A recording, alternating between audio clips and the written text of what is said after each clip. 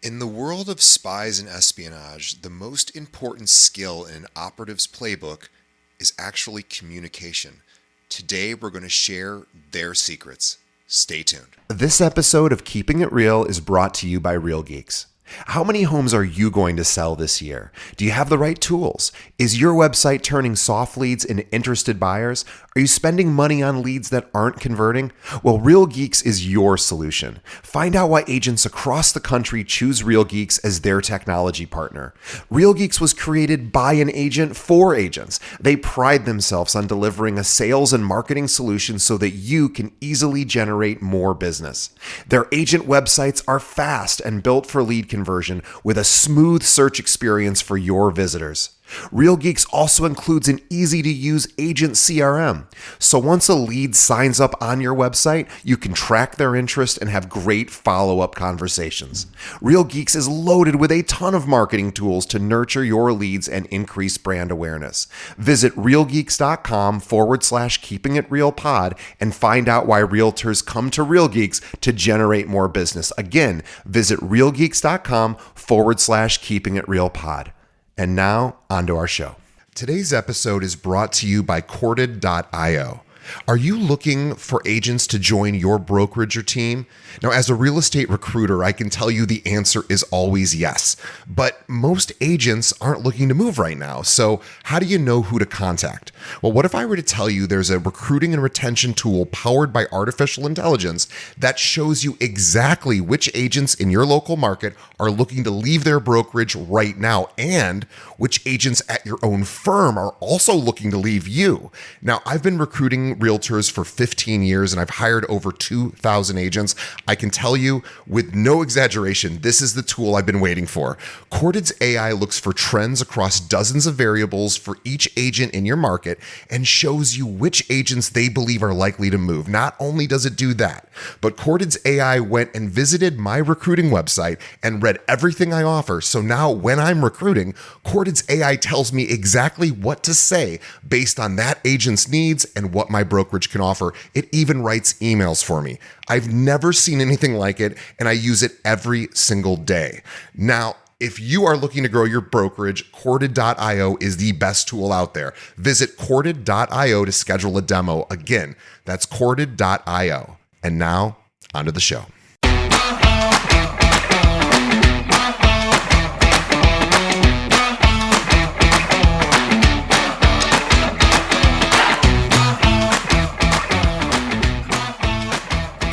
Hello and welcome to another episode of Keeping It Real, the largest podcast made by real estate agents and for real estate agents. My name is DJ Paris. I'm your guide and host through the show. And in just a moment, we're going to be speaking with Jeremy Hurewitz.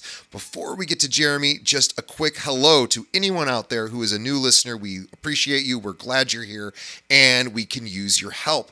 If you appreciate what you are listening to here, what you're about to listen to, please tell a friend. Think of another realtor that could benefit from hearing these episodes and send them a link.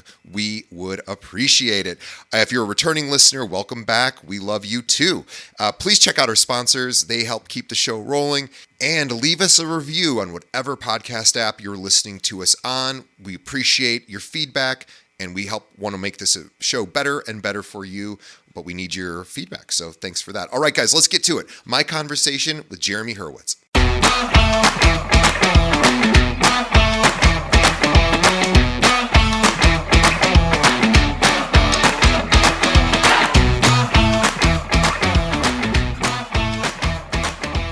Today, my guest is Jeremy Hurewitz, and this is a very unusual episode for us, and unusual in the best possible way. And on the show, as you know, we talk to top realtors, we ask them how they grew their business, and they share those secrets with us. And today, we have a very special guest, we're very excited to speak to Jeremy. And let me tell you more about him so you can get excited as well. So Jeremy Hurewitz started his career overseas as a freelance journalist for a decade, based out of Prague and out of Shanghai. And during that time, he built and ran the International Newspaper Association called Project Syndicate. Now, after returning to his native New York, Jeremy joined the world of corporate security. An influential but little-known industry, Jeremy works with intelligence officers and other former government officials across a wide range of services, including kidnap for ransom consulting, background investigations, executive protection, and many other sensitive assignments. Jeremy is the author of the book Sell Like a Spy, which brings spy tradecraft to business and everyday communication. Jeremy writes regularly on foreign policy for a wide range of publications and is a policy advisor on national security for the Joseph Rainey Center. He's a strategic advisor to the corporate intelligence firm Interfor International, and he's also head of the Interfor Academy. I want you to learn all about Jeremy two places. I want you to go to his website, selllikeaspy.net, and also purchase his book, which you can find anywhere books are sold. Amazon, we will have the link to that. The book is called Sell Like a Spy. And Jeremy, welcome to the show. Great to be with you. Thanks for having me. So excited to chat with you. So tell us, how did you get into this world, coming from being a writer? Yeah, well, still a writer, and just kind of, morphed in various ways. Went overseas to Europe with a backpack and a guitar right after college with a little wanderlust. And I found, I was an English major, and I found the world of journalism, which was great. And I came over that decade abroad to cover mainly foreign policy and the intelligence world. Moving back to New York, or as you noted, I was ready to kind of get out of the media world and wanted to see where that skill set would translate. And I found this really interesting world of corporate security, corporate intelligence, corporate espionage. And I describe that these days as the biggest industry that no one's ever heard of. Yeah. It quietly influences the scene of foreign policy and business from behind the scenes, impacting, huge decisions and legislation. I can point to examples. But most people don't know a lot about it because it lurks in the shadows. Most of the people who work in it are, discreet former government officials. But I'm trying to shed a little bit more light on it because I think it's a fascinating world. And to your question, I started working in this world, and I started working directly with former CIA case officers in particular, but as well as FBI hostage negotiators, members of the special forces community, Secret Service, law enforcement, etc. But it was the case officers that really made an impact on me as we went to see clients and worked on sensitive investigations. Their ability to be kind of intellectually omnivorous and talk to and charm just about anybody, how great they were at listening, and all these other skills. So I started thinking a lot about that over the years. And, to wrap it up, during COVID, I'm one of those people that said, you know what, never going back to an office full time again, ready to kind of, write books and kind of, I'm an advisor to a corporate intelligence firm, as you noted, but I also run my own little consulting business and write, and decided to finally write Sell Like a Spy. And pleased to share that yesterday was the 1-year anniversary of the book's release. Congratulations. I am super excited to read it myself. I picked up something from just learning about the book that I wanted to share with the audience, which is that you state that, sort of throw out everything we think we know about espionage because of, television, movies, and some of that is, fun and exciting and to watch. But what ultimately you said the skill set is around these people that play in that space is a salesmanship. This ability to persuade, to be communicative, to get what they need, to meet others' needs. And really, they have to have master skills in this department, which of course makes perfect sense. So let's go into that a little bit. Tell us a little bit about the communication skills that somebody who is in espionage, learns and develops. Yeah, I was reflecting a little bit on this yesterday, the journey, because of that anniversary. And the person who wrote the forward to the book is a guy I knew a little bit because of this, the work I do, named Bob Grenier. And he had an amazing career. He was the station chief in Islamabad, Pakistan, when 9/11 happened. And he recounts the next day. A few days later, he was the first American official to meet with the Taliban after that. And he, as we describe in the forward, almost made a sale that changed the nature of the world. He convinced a senior Taliban official to buy into what he was selling, which was essentially the betrayal of the Al-Qaeda and the rest of the Taliban. But that deal went south, as I'm sure you and your listeners know very well can happen.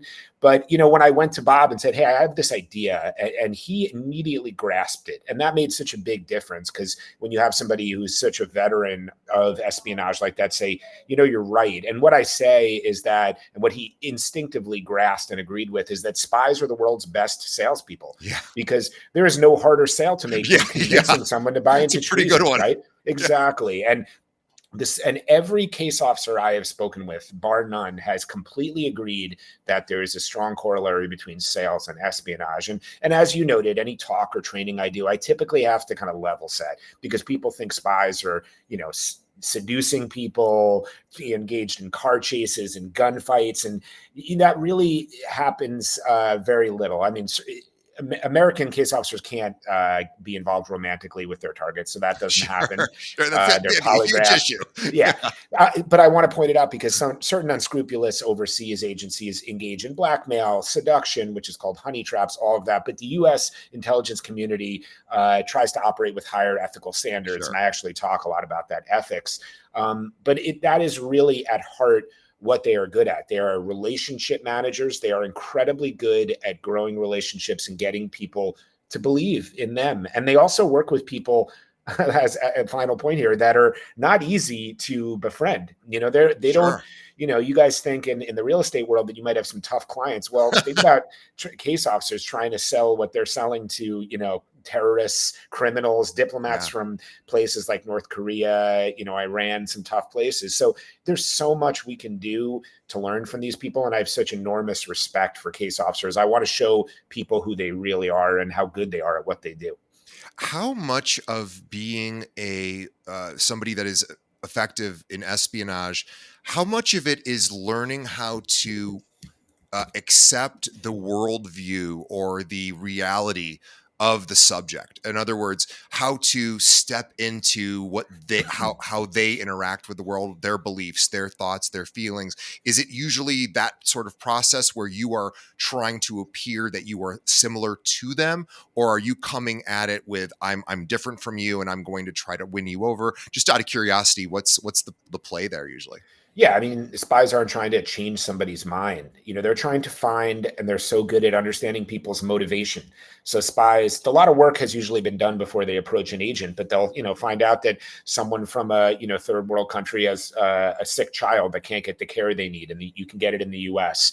Or, money is a big thing, or grievance because they're an ethnic group that's been passed up. So they know how to do that. And I think that is a blind spot in many of the relationship development fields in the corporate world. We think I'm a charming person, I have a great product Sure. or service, they should buy from me. So motivation is key. In terms of, convincing somebody, I would talk about what I call radical empathy, and then briefly on mirroring.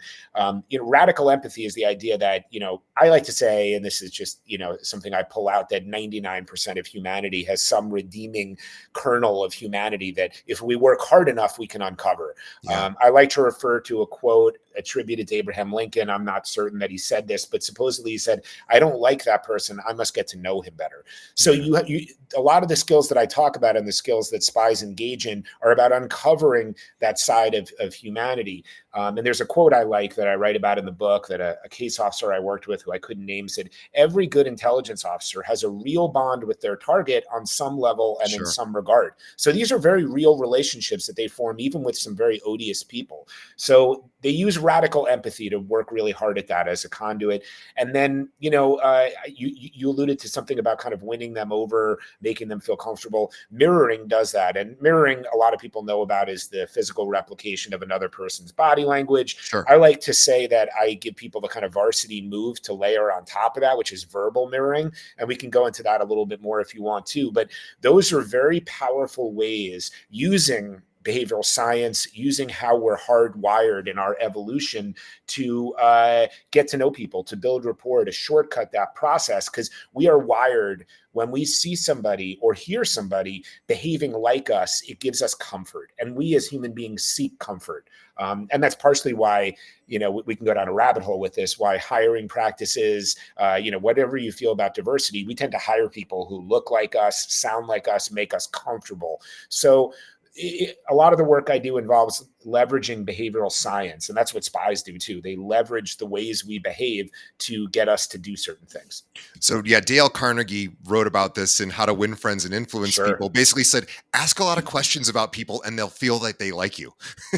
Which is essentially, the message of the book, which is to say that people want to talk about themselves. They want to feel heard and understood. They want to be seen by other humans. They want to feel connected. And so this is very um, sort of obvious when you think about it. However, it does sort of not always be seen as such a uh, it's not always so obvious that we need to approach a conversation from the perspective of how does the other person like to be communicated? How does the other person, what's their worldview? How do they talk? How do they move? What is their cadence? What are their mannerisms? And how do I adjust my behavior to not become inauthentic, but how do I match their customs so that they feel more comfortable? And I imagine that's a good chunk of what you teach. Yeah, I mean, you said a lot of great stuff there. It sounds like you already read my book, so it's great that you've done your homework there without fully reading it yet. I love what you said about matching the other side. If you can match their tone of voice, their body language, you're ahead of the game. But people try too hard sometimes too, and especially with mirroring, I like to tell people practice it with friends and family, because that's the easiest one to get wrong. If you do it wrong, it's going to look like you're mocking someone or copying them. So start subtle. Don't lose yourself in the process. Keep it simple. But you're absolutely right. We have mirror neurons in our brain that get fired up when we see somebody behaving like us. And when, the verbal mirroring is so important, the work I've done with FBI hostage negotiators, in this niche world of kidnap for ransom negotiation is pretty fascinating. And, FBI hostage negotiators can't be physically mirroring the person they're trying to, win over. So they have to use some of the same language. And that gets into using even specifically colloquialisms, pet phrases. We all have these little words that we enjoy using. I have a friend that says 100% for yes every time, and another that says, by the way, is a verbal crutch. Look for those things in conversation. Use them subtly here and there, and it will signal to the other side, hey, this person is on my side. They bring me comfort. They won't even know that they're being influenced in that way. But if you leverage that verbal mirroring on top of kind of sitting with a similar posture to them, smiling if they're smiling, looking serious and concerned if they are too, it will really work to shortcut the rapport building process. Yeah, let's give a few other examples. So somebody walks into a listing presentation. Maybe they haven't met the potential client. They sit down, and it's a cold open. There's a little bit of nervous energy, I'm sure. And what do you start to look for right away as the salesperson, or in this case, realtor, to begin to, we always think about what are we going to say, but what could we start to look for to start matching? What are some suggestions you would have? So in this scenario, is this like a group? I would say, let's say it's a one-on-one. Yeah. Well, one of the things you want to look for, and I teach extensively, is body language. So, if you're talking to somebody and you're, I hope I can do an adequate job of describing this in your world, but say the list price comes up and all of a sudden they reach back and start rubbing the back of their neck. Well, I like to say that in body language, just like in detecting deception, no one thing always means the other thing. So for instance, reaching back and rubbing your neck is known as a comfort soothing gesture, technique, right? Yeah. So a soothing technique, exactly. And what I talk about is developing a mosaic of intelligence so that you don't lean too heavily on one bit. That's how case officers, that's how the intelligence community works, right? And so if I mention the list price and I see the other side start to rub the back of their neck or lick their lips or start rubbing their legs, they engage in a soothing gesture. I'm not going to say, oh, wow, that I just blew them out of the water on pricing. I'm going to say, they might be uncomfortable with pricing. I'm going to need to circle back on this and figure out, I'm going to need to think about that. If I mention something about, I don't know, escrow or any other aspect of it, and they start to fold their arms, that's known as a blocking gesture. But it could also mean that they're just comfortable folding their arms. So you don't want to put too much weight on it. But if they put a water bottle in front of them, if they put their handbag on the table, anything someone puts between you and them is a blocking gesture. Just as when they hold the crown of their nose and squeeze their eyes shut, they don't want to hear the information coming to them. So there's a lot that people can pick up in my book about reading body language to understand how the message that you're sending is being received by the other side. But of course, in this discussion, as you're sharing details about the listing and all of that, I think you really want to get quickly to the other side and say, what are your priorities? What are your concerns financially about the neighborhood? What's important to you? You guys know how to do your job specifically. Ask those questions and then carefully listen and start to engage in some of that mirroring behavior, so those are things that can really put you on a good track to making that person comfortable, and trying to win them over. And we can dig in on active listening and why it's so hard too, but everything flows from Active listening is so listening. powerful. If for those of us who have learned about relationship building, especially our primary romantic relationships, you probably come across the Gottman Institute, and the Gottmans are very they're scientists as well, and they do a whole lot about active listening, and they have the data to show that for conflict resolution, it's very, very interesting. And my partner, my girlfriend, and I, we practice this. So when we are in conflict, which it happens, she will. We have a space where we can bring that up, where she'd say, "Hey, you did this thing, and it made me feel crummy, and in the future, I'd rather you do it a different way." So we have a little bit of a language where she's not saying you're a jerk, but she's able to state you hurt me with this thing hurt. And instead of me getting defensive and saying, no, you don't understand, I wasn't doing that, I didn't mean to, it wasn't my intention, or trying to defend it like, well, you do this, and instead of that, which doesn't help.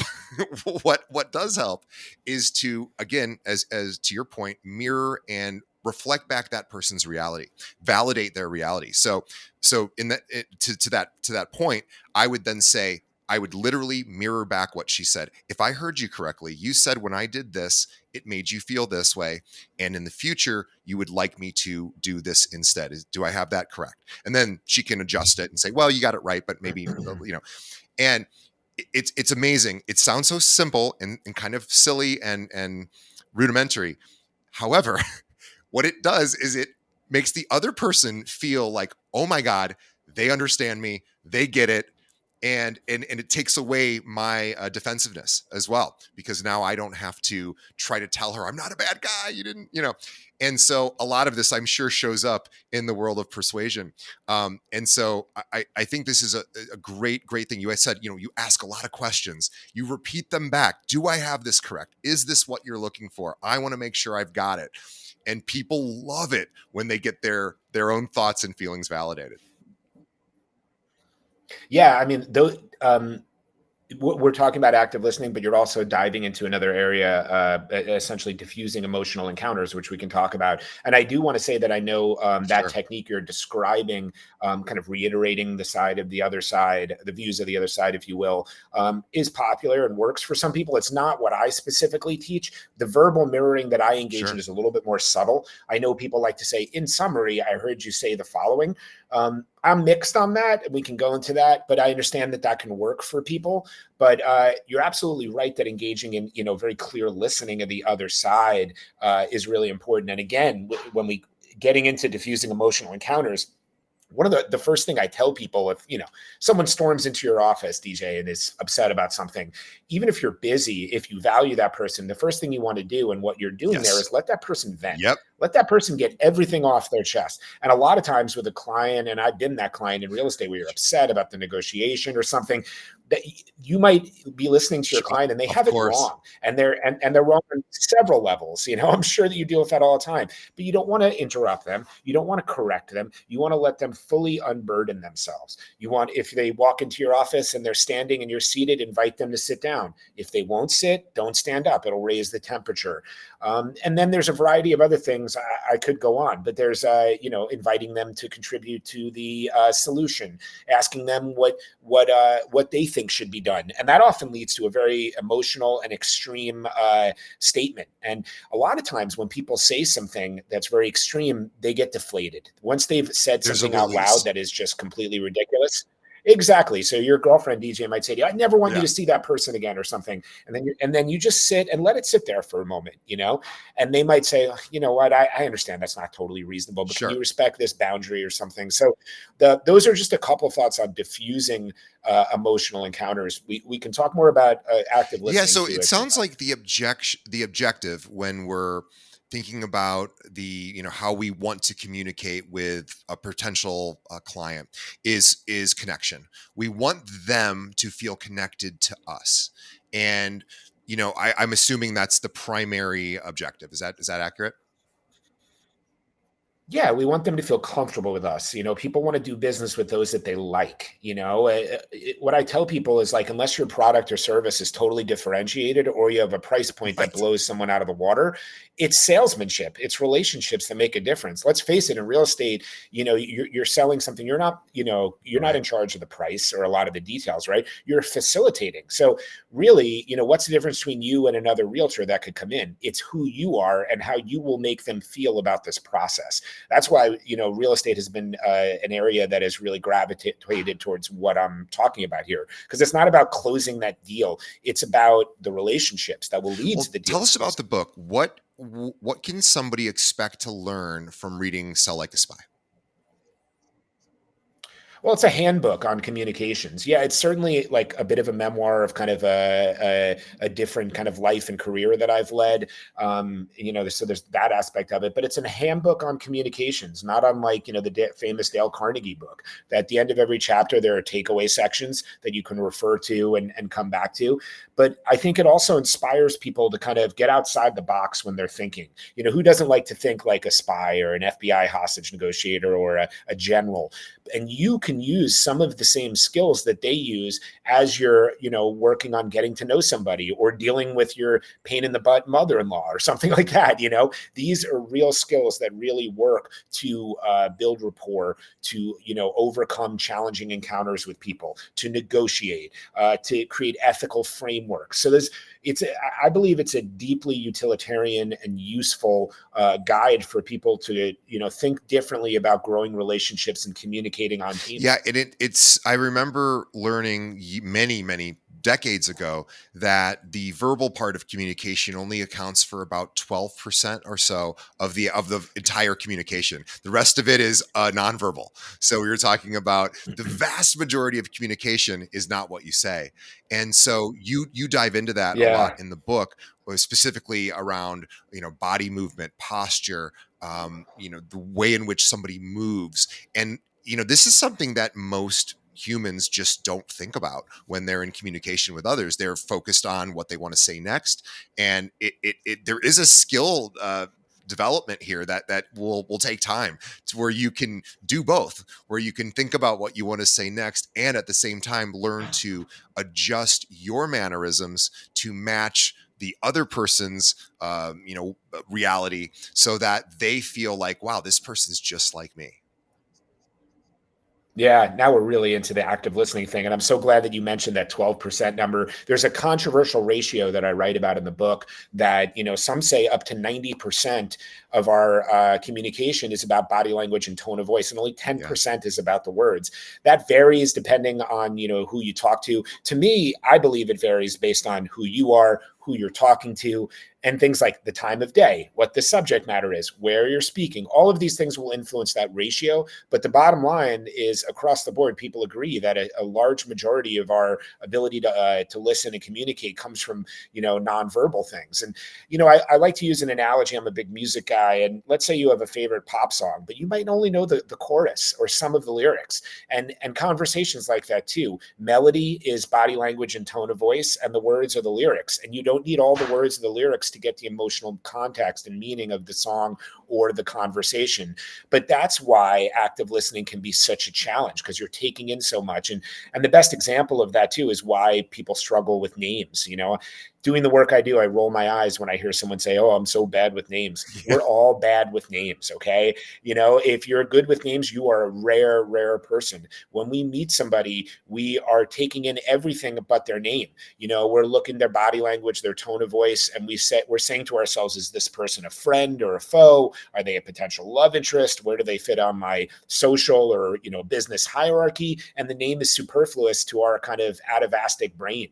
So we need to really work hard at growing an active listening practice, to committing to it and trying to grow it over time, because there is no trick I can teach anybody about how to be a great active listener. But as a final point, I usually start off the section when I'm training training or giving a talk about active listening, that component, by asking whoever's in the audience, think about the best listener you've ever experienced in your life. And I pause for a minute and I say, I'm sure you have a very high opinion of that person, right? Because as you noted earlier, I thought you said it well, that, when we feel listened to, we feel seen, respected, understood. And who doesn't want that? Certainly for your clients, but also for your friends and family. Who doesn't want to be known as someone who treats people that way? So it's worth investing in, and everything again that I talk about flows from In that your ability. experience with people in the espionage world, I'm curious about this one question, and I don't know that there's a specific answer to it, but I'd love to hear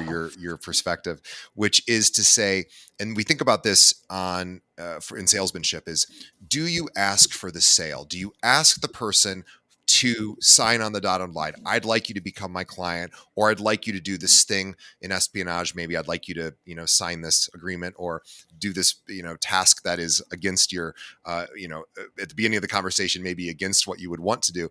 So, or do you subtly influence them over time so that they come to their own conclusion and make the decision themselves? I'm curious what the best negotiators and the best communicators you found do. Well, it's a really good question. And I actually, yesterday on the anniversary of my book release, had lunch with a former case officer who had non-official cover, which is quite interesting. And I write about it in my book. And he referred to that, about how, long, sometimes agent recruitment takes quite a while. And a lot of times a very significant relationship built on trust happens. And when they have to make that sale and say, hey, here's who I really am, that could be the most fraught part of the conversation. But at that point, that person might already have been receiving a consulting fee. They might already be deeply intertwined with this person, and that influences, how they think about it. You do have to have the chutzpah, we could say, to actually say, hey, here's what we need to do. If you're enjoying working with me, I need your, to sign here, and I'm going to be your person to make your dream come true about your home or whatever it is you're doing. And spies have to do the same thing for the most part, but a lot, because there are what's known as unwitting agents. In the work that I do currently as a corporate spy, if you might say, I do what's called a human intelligence collection on background investigations, for instance, on other cases too. And these people don't really become my agent, but I call them and I ask them a variety of questions. And I use tradecraft there because I use what I call the violin conversation, which is about the fact that people tend to remember the beginning and end of a conversation and not the middle so much. So there's tradecraft in there. I might have really one question I want to ask that person, but I'll frame it in a context of 3, 4, 5 and put that difficult one in the middle. So it's really about how you deliver some of these things. And they're kind of an unwitting agent. I haven't asked them if they're willing to be like an intel agent for me. They just answer some things for me. So it varies. I hope that's No, not a dodge, and again, there's no one okay. way. I remember I met a financial advisor many years ago, who's really successful, and I asked him that question: do you ask for somebody to give you 100% of their investable assets, to sign? And he goes, you don't have to if you present yourself correctly. They're going to want to sign up. And again, that's not of course, end all be all for every person. Some people do need to be asked. And but I just was curious on, the idea is that, I guess, building rapport, making the other person feel seen, heard, appreciated, and acknowledged is probably makes, if you do need to ask, a heck of a lot easier. Absolutely. I mean, there's an anecdote in my book about a case officer who was recruiting a diplomat from, he wouldn't tell me, I think it was Iran, and they were in Europe, and they spent a lot of time together. And eventually that individual confided in him that he was an atheist and he didn't believe in God. And not only could he lose his job, he would lose his social status, he would lose his, a lot of things. And so to share that with somebody, that's very vulnerable. It's very vulnerable. And then, for him to reveal the other side, that he was in the CIA, the guy probably a lot of times, and I've heard this, kind of get it at that point, maybe pick up on it already, they realize you're not State Department, you're meeting them at unlikely hours. Why are you interested in them? But when you've developed that rapport already, and when you're, speaking to their grievance, or when you're sort of talking about their sick child, people are smart and they start to put some things together. And it's not as shocking as you might think for them to make the reveal that, hey, I can get your child that care.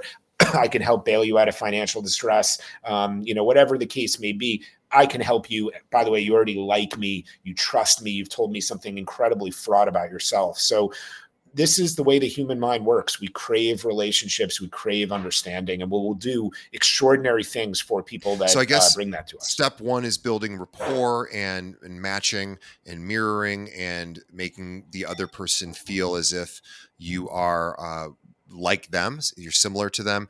And then it's about extracting their deepest desire for the particular event that you're working on, right? So it's, as you were saying, it could be it could be anything, but whatever their goal is, and then you help them achieve that goal. I'm guessing is you are there to communicate, I can help you get that.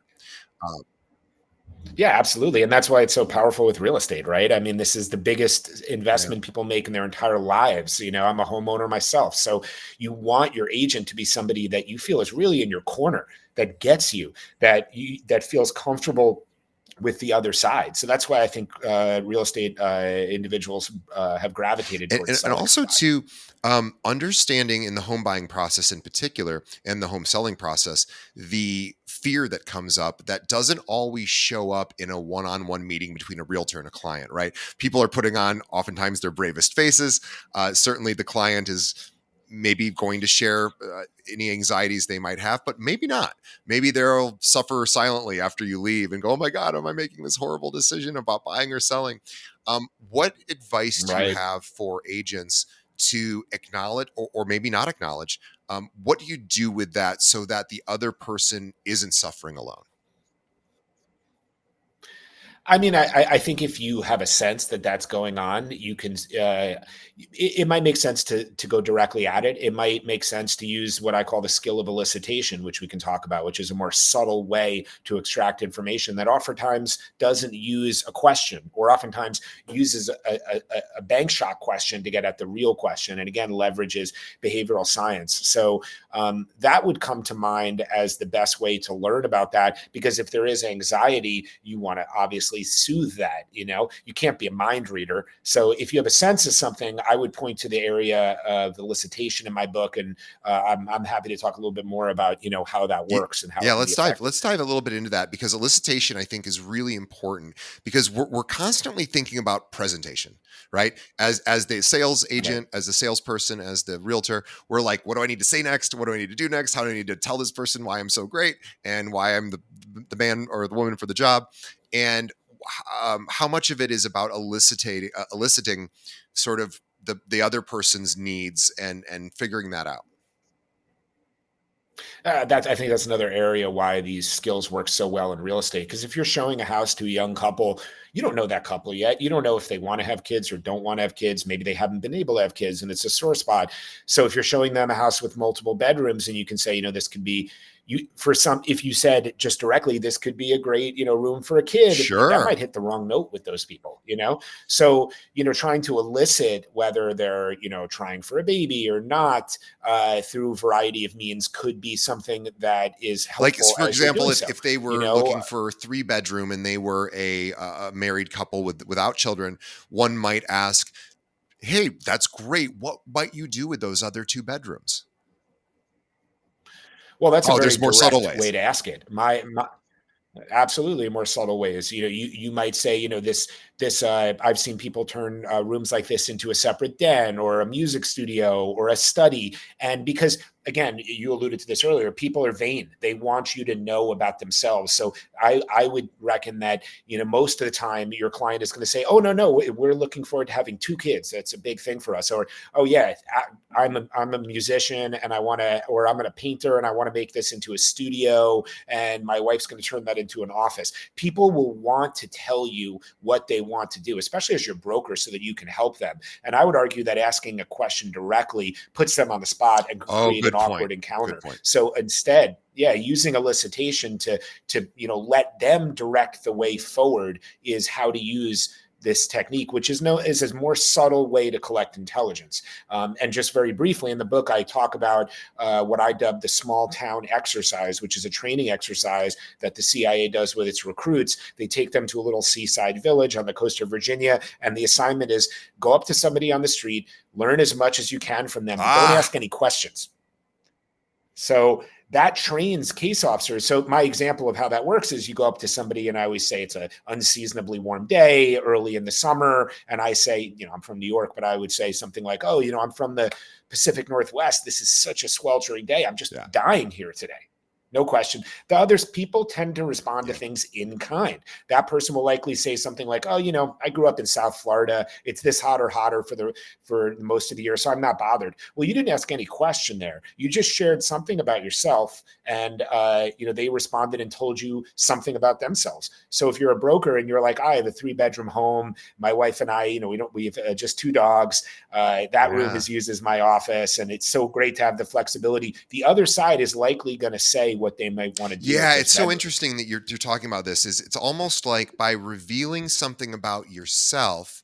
So we think a lot about questions, as the questions are the way. Another way to go is to reveal something about yourself, because what that does is it opens up a space for the other person to then share what they might do with that same with that revelation that you've given them.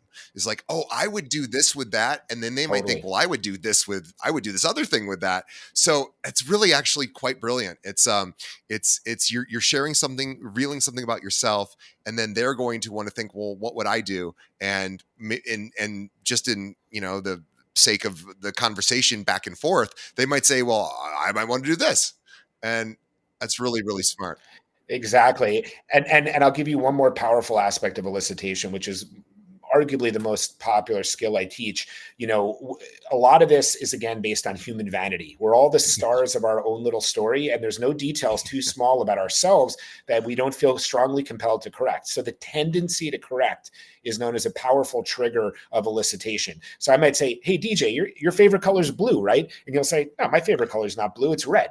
Almost all the time. I won't say, no, you're wrong. I will say you're wrong. Yourself. It's X instead.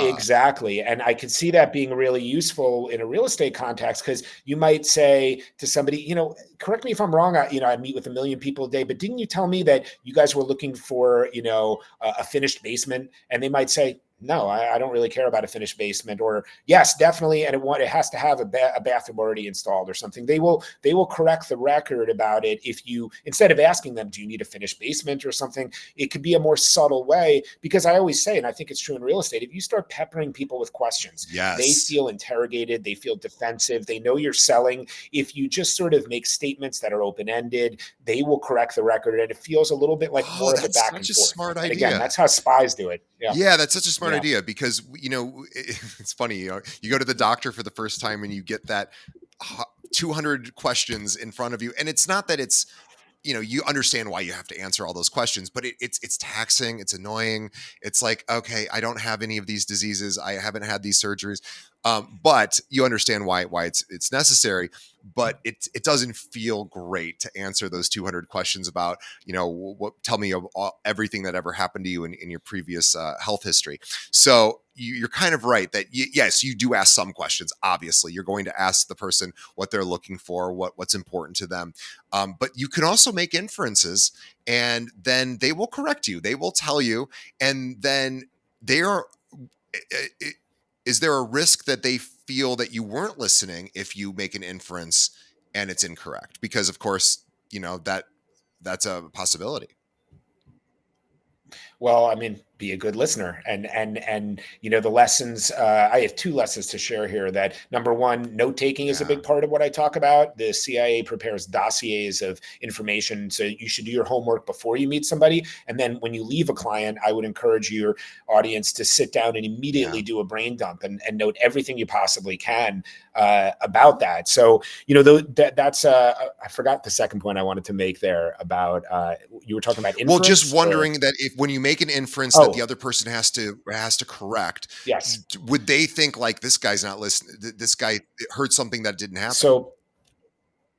So you want to take great notes to make sure you don't do that, because you might think I'll remember all the details about this, but if you do 5 Right. showings a day, you're not necessarily, or more, as I'm sure your audience does, that's going to be hard. So take extensive notes on people after you meet with them. But then what I also encourage people to do, and this is more with networking, but it certainly applies to your audience and the particularities of being a realtor. What I like to tell people is that you can judge a book by its cover. The old Yeah. cliche is wrong. Behavioral science has proved that we make snap judgments about people in a fraction of a second that prove Yeah. to be largely accurate. So, you don't want to make outlandish statements based Sure. on someone's appearance, but you do want to use what people are giving you. Every day when we exit our home and go out into the world, we are sending messages about who we are and how we want to be seen by the world. Our hairstyle, our facial hair, or lack thereof, jewelry, the clothing that we wear, how we carry ourselves are all full of messages and information about who we are and how we want to be treated. So, if your client shows up and they're wearing a Sturgill Simpson T-shirt, you can assume that they're a music fan and they like that guy, and you might relate to them with it. So you want to use what people are giving you, but don't make Sure. crass assumptions about people, but use Well, that information. selllikeaspy.net is where you can learn about all of Jeremy's different services that he offers. He's a sales trainer. He is a coach. He is also a speaker. He trains organizations. He can train your sales team. He can train your realtors, and he speaks. You've spoken at Inman. You've spoken in the real estate community quite extensively, and these are really interesting and fun new skills that I think in the interpersonal world that we just don't always think about. We think about presentation so much. What do I say? What do I do? We don't necessarily think about how do I act?